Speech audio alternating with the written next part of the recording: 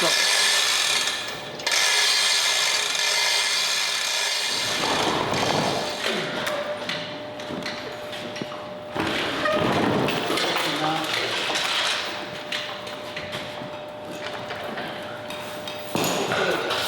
that one back. Yeah, move the other one back.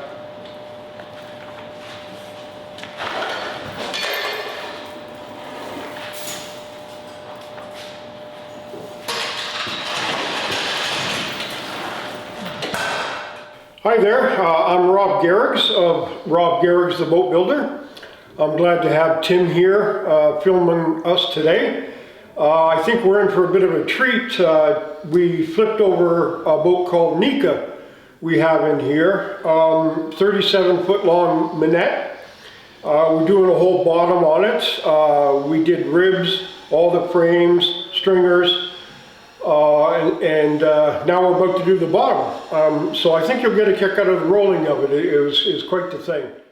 So today, as you will see, we rotated or rolled over Nika, and that was quite a challenge, being such a long boat, 37 foot. By the way, it's a 1924 Minett as well.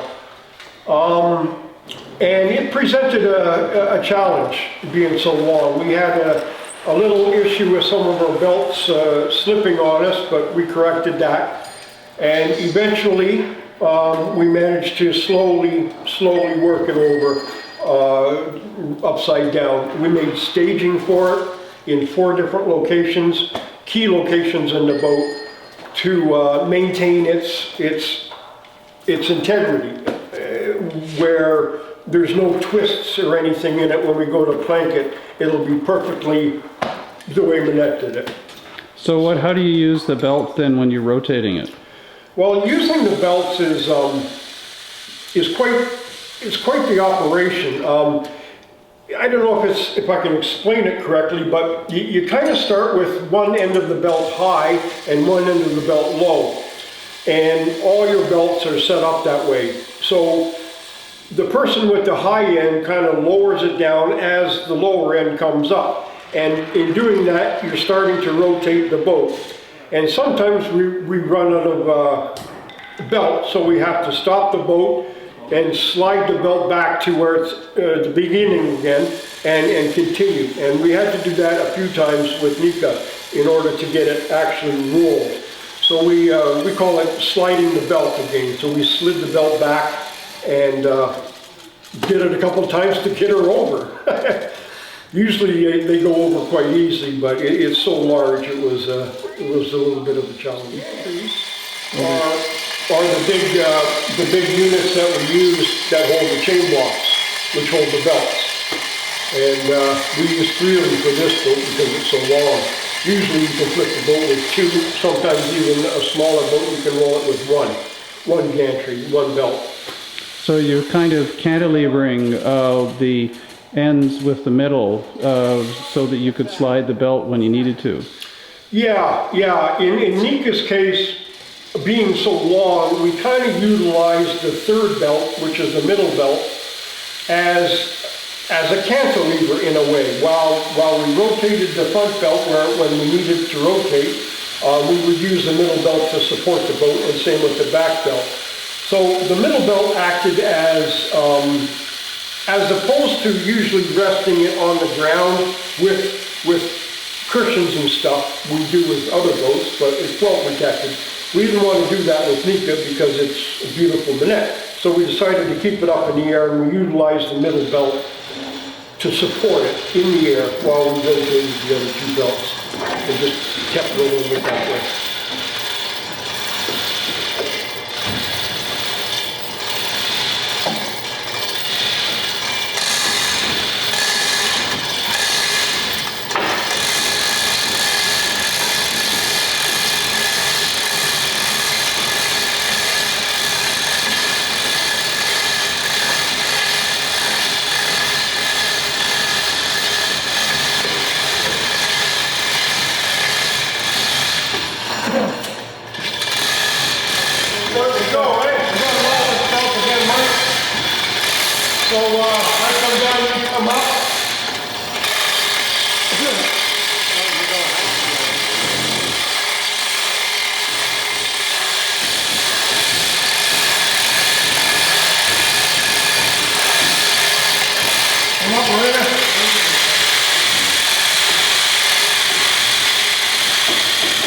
going. Keep going. Keep going. Keep going. Keep going. Keep going. Keep going.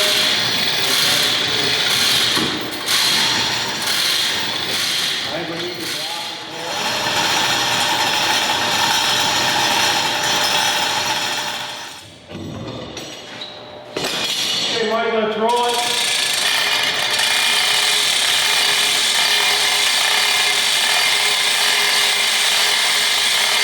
Hold on, Mike. You coming up? Why is that slipping?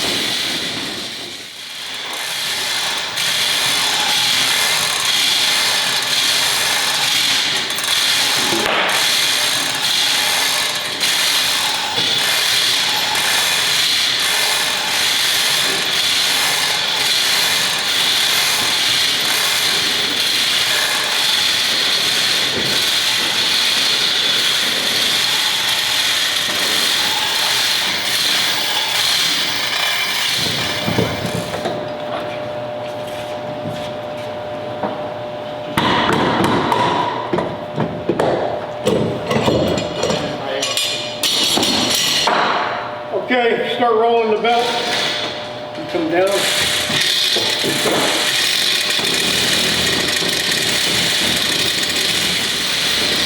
what? Hold on, Mike needs a pad. There we go. I think we gotta change the back belt too. Yeah, that's what I thought too. Because it's not like, okay. Yeah. That's good. Snug it up. Hold it. Okay, you start coming down a bit, Mike. Me? Yep. Loose.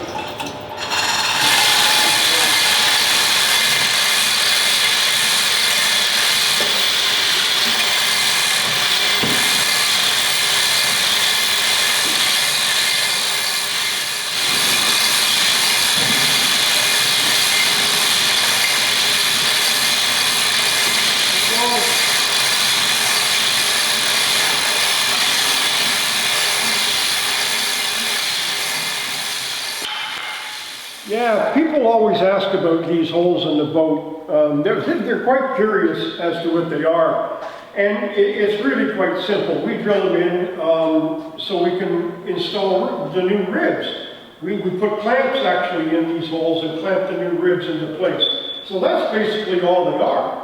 And really quite simple. We had Rita here a few years back, and that was full of holes too. But here's the new transom that got put on the boat that John actually worked hard on, did a beautiful job. You can't even see a seam in it, and it's utterly perfect. Beautiful, and that's South American mahogany. That one is right there. We're putting a keel on it. And the keel is on my bench over there. That too is a Spanish cedar, South American mahogany, sorry. We're putting on Sipo, African mahogany on the bottom, which is a high strength, extremely durable, rot resistant wood. It's fantastic for bottoms. How long is this keel? That one right there, I would say it's about 42 feet right now.